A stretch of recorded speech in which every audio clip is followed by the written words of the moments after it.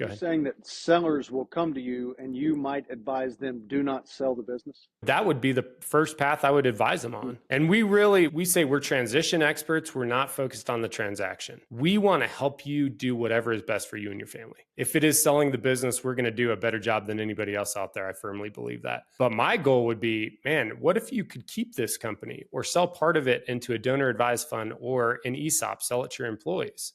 Or is there a way that there's some generational transfer that we can help you? And that's where, since we have our family office and we've set this up for ourselves, we're able to bring in a lot more options. Welcome to the Exceptional Companies Podcast, a podcast for purpose-led entrepreneurs looking to master the art of buying, selling, or optimizing small businesses. Your host, Chris Seegers, founder of Exceptional Companies and author of Selling Main Street, has over a decade of experience starting, buying, and leading successful businesses. He's here to guide you through the complex world of business transactions and growth. Each week, we dive deep with actionable insights, expert interviews, and real-world strategies to activate and equip you to live exceptionally and build exceptional businesses. Now, let's dive into today's episode. Here's your host, Chris Seegers. Welcome to the Exceptional Companies Podcast, where we talk about how to buy, sell, and optimize your business. I'm joined by Greg Wiggins, who's a recurring guest, just an awesome dear friend and fellow business owner. We're going to do something different today. He's actually going to reverse roles and interview me today. We've had a lot of good questions from clients and just listeners about the book we published and some different things going on. So anyways, Greg, welcome from your garage in somewhere, Tennessee. Yeah, warehouse in Knoxville, Tennessee. Appreciate you having me back, Chris. I love it, man. So where are we going today, Greg? What should we dig into? We're going to learn about all things Chris Seegers and exceptional business advisors, exceptional podcast, exceptional companies. Just want to find out a little bit more about you, your background, how you got to kind of where you are now, and maybe what are the most important 3 to 5 lessons that you've picked up along the way that would be impactful and actionable for the audience. You okay with that? I love it, man. So I'll kind of do what most of our guests do, which is just start with my story. So we bought our first business in 2012. We've got 9 different companies right now. We'll probably add another 10th and 11th next year. And our family office does 3 things. We buy businesses, real estate, and oil and gas assets. And as we develop some skills in these different areas, we said, hey, we really want to start coaching folks in these different spaces. And so we started consulting and helping people buy businesses, helping people sell businesses. And we really saw a big gap in the A&D advisory side, so kind of below the venture capital and investment bank space. So we've got private equity guys that want to buy, let's say, 3 million EBITDA or 5 million EBITDA. And below that, you had, I thought, some pretty poor representation for sellers and buyers both. So we founded Exceptional Business Advisors, which helps people sell their businesses, helps people get their businesses ready to sell. And then we coach a lot of young, action-oriented entrepreneurs on how to buy businesses. And to back up a bit, you and I met in Midland. We had started a private equity-backed oil company, and we're growing that, really focused on the culture and trying to be the best at what we could be. I was handling almost all the A&D for that business and just really trying to get the right people on the bus. And through that experience, one of the reasons we really pushed into buying businesses, we saw the volatility in commodities. And we said, where is a space that we can utilize our talent set and always be investing and buying? Everything we do is active. We don't do a lot of passive investing in the market. My wife does some for us personally, but primarily we want to be in a position where we can leverage our skills and our processes to create value. So I think we're different than most family offices in that we don't want to be an LP. We want to be the GP. We want to be active in those. And so we continue to buy businesses. We focus on white collar service companies and blue collar service companies. Our buy box is kind of 2 million EBITDA to $500,000 profit, depending on whether there's some scale or growth there. And we've loved it. And then it's pretty similar on the A&D advisory side. We really help people well that have $500,000 of profits to 3 million of EBITDA and really just need help on putting their business together to sell we talk about the 3 Ps. So people, processes, and profits. Those are, to us, probably the core areas that you need to focus on as a business owner. So yeah, that's a little bit of our backstory. And I wanted to share a story about somebody that we worked with in the past and why this is a good time to be thinking about selling if you're nearing retirement age. And if you're looking on the buy side, why this is a great time to buy. So we were looking at a roofing company 2 years ago. And I got to know the owners really well because they were just wonderful people. And as we got to know them, we were like, okay, we're going to submit an offer in LOI on this business. And we started talking to the broker, putting all that together, running the numbers. And then I got a call from the broker, and I put this in the book that I wrote, Selling Main Street. The seller called and said, hey, my husband's got a health issue. He's going to go in to get a procedure done. And it's pretty normal, shouldn't be an issue. And I said, okay, no problem. We'll just continue to work this and we'll give you some more time to make sure that you guys can handle this. And then we got a call from the broker a week later and he said, hey, the owner passed away. And it was the owner and his wife that were co-owners in this. The owner, the man, passed away after a routine operation. He had a stroke. He had an embolism that had, gone to his heart. The reason I bring this up is with a lot of sellers, there's this, we're going to wait for the right time and we're deferring all the things that we want to do. And so they had this beautiful vision. They loved photography and they wanted to go to Africa. They'd been to Africa once. They wanted to go there a bunch of times and just do safari photography. And that was how they were going to spend like the next 5 years. They'd mapped it out. They had built their business right and they had just waited too long. And so one of the things that I bring up in the book is just don't wait too long. Don't sell too early, right? Don't sell before your business is matured to the level that you're going to get the right multiple and the right exit, but also don't wait too long. So I'll pause there. So we wrote that book really to help sellers, and it's a primer. It's very simple, but that's kind of why we put that out. Speaking of Selling Main Street, if I am a potential buyer or I've got a business that I'm looking to sell, how can I use the book? What am I going to find in the book that would help me to either sell my business or find a business to buy? Yeah, for sure. So the book from the sell side. So our second book is Buying Main Street. That'll be published in March of next year. And that's the opposite, right? So we're helping sellers, but then we're trying to marry really good buyers with good sellers, right? That's, if you're an A&D advisor, that's the goal, is win-win situations where both parties leave and they're super excited. One person got a great liquidity event. One person got a great business they can scale. But on Selling Main Street, we published that because with our clients and just with folks that are in the business, we were hearing a lot of bad feedback. And so some of the chapters are, hey, what are the top 5 things you should do? What are the top 5 things you should not do? And then even one of the biggest focuses that I coach our clients on is putting the right team.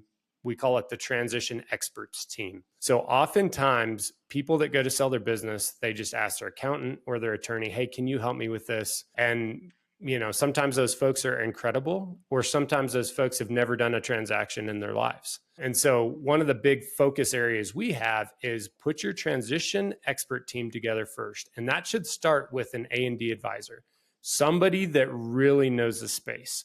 We've been on the buy side. We've been on the sell side. We've been on the advisory side. We know that space so well that we can really help understand, hey, on the financial piece, this is what you need to think about. On the accounting piece, this is what you need to think about. On the legal piece, this is what you need to think about. We have a giving expert now that if you're like, hey, I really wanted to minimize my tax burden and I want to set up a giving fund, we've got a person that we say, hey, this is someone you should talk to. You don't have to use them, but this is someone you should talk to. So we really focus a lot on the pre-work. And we've talked in previous podcasts, Greg and I, about clarity. So if you're a seller, the first thing when we have our first meeting is we want to talk about clarity of where you're going next, where you are today, and the blueprint to get there. And that is both personally and in your business. So we want to do both those because most business brokers do a really bad job of this. They don't coach their clients on when you sell your business, you're selling your identity. We really want to coach them on getting clear on what's your next identity, right? Because that's even more exciting. Your identity could be, I want to be the greatest grandfather ever, or I want to pursue my hobbies with my wife.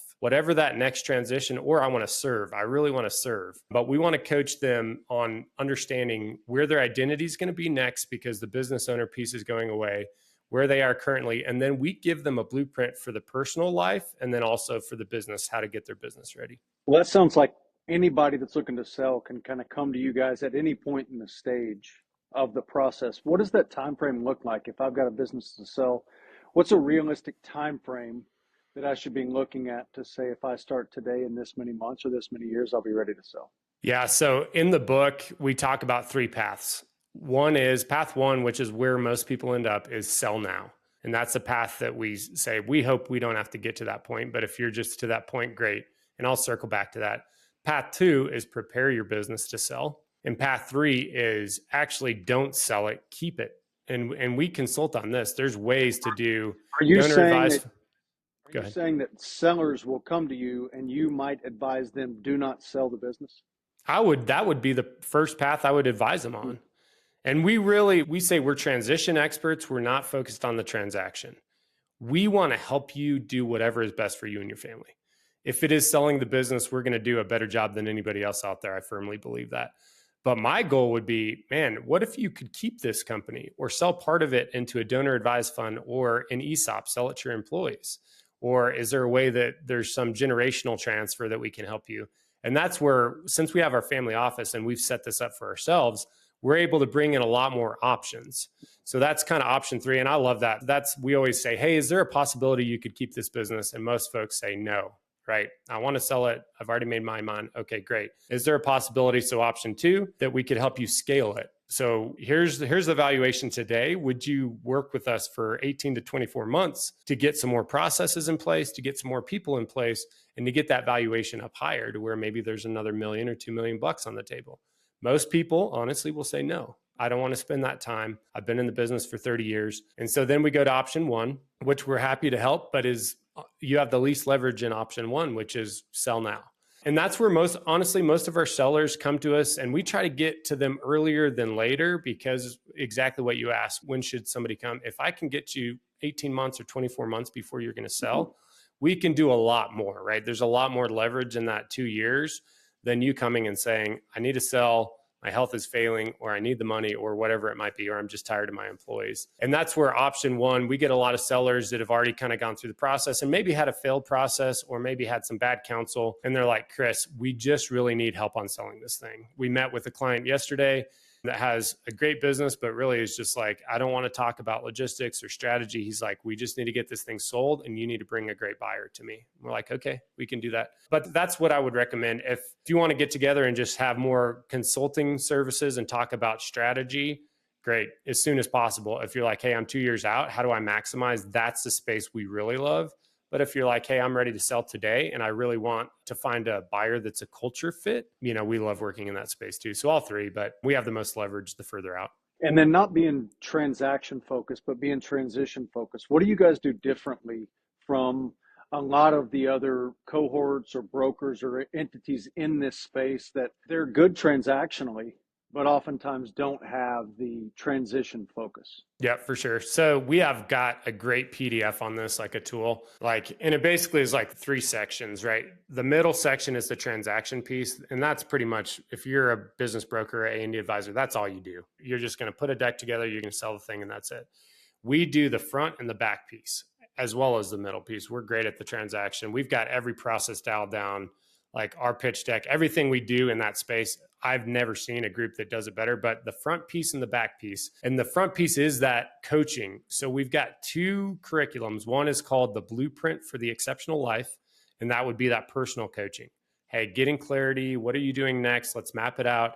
And then we have what's called the Blueprint for an Exceptional Company, and that's for the business. And so we're going to start on the front end of that, and we're going to get clarity. We're going to map that out. And then if you're like, hey, we're going to the transaction, great. We're going to do the transactional piece. And then the piece after it that I think we really differentiate ourselves is, number 1, we step alongside that seller. And if they are interested, we just say, hey, let us be kind of counsel for you. As you're starting to build this new life and you're working through these tools, reach out to us. You should have somebody to bounce ideas off of.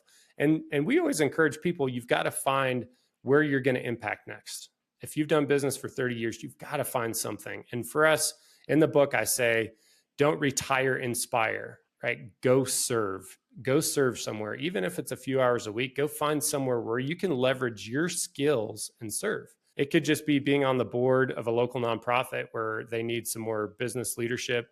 Could be in your church, could be in your neighborhood, could be with your grandkids and your family. And then the back piece of that is really focusing in on that with the seller. But then the other piece that we always tell the seller, hey, we're going to try to be involved with the buyer after the transition. And that doesn't even end up being paid a lot of times. It's just, this is your legacy in your business. We've done a really good job of understanding how to create and optimize businesses. And so when this new buyer comes in, and we've been there, 5 or 6 times where we bought businesses, they're going to get very wobbly for the first 6 months. And we want to step in and just make sure, hey, let's make that transition happen well. They're going to freak out because they're going to lose employees. Hey, we've been there. Let us give you our hiring process. Let us help you vet them if you want. We use EOS on the system side as well as our own systems. Hey, if you're looking for processes and procedures, let us step alongside you. We just sold the business for where we were a sell side rep, and now we're just helping the buyer. And he's just like, hey, I just need some help here and I need some help here. And it may look like a lunch or it may look like a formal engagement where we help them on the consulting side. So that's a piece that we do really different. The transaction's great. Like, we want that to happen and we're going to do that well, but we want the whole transition and both those relationships with the buyer and the seller to end in a great spot. Do you like what you hear so far? Make sure you never miss an episode by clicking the subscribe button now and check out our website, www.excoadvisors.com. This podcast is made possible by listeners like you. Thank you for your support. Now, back to the show. So you work with both buyers and sellers. Do you work with other brokers as well? We do, for sure.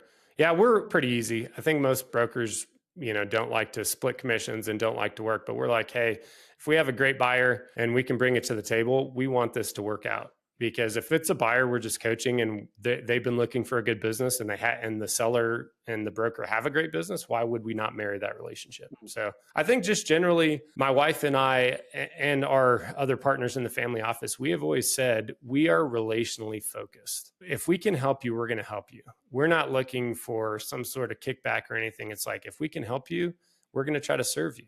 And I believe that in the architecture that God created, that's going to be rewarded. But it may not be financially. It may just be with a great friendship that comes out of it. So I've got 2 questions. The second to last is, looking forward, where is this thing headed?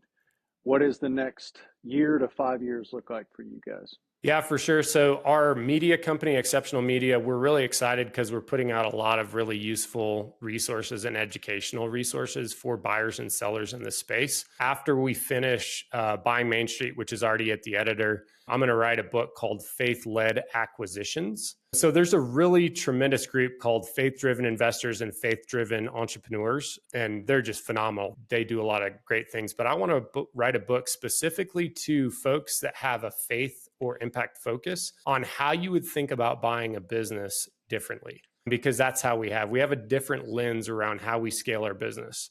And oftentimes it means slower timelines, a lot more grace with your employees.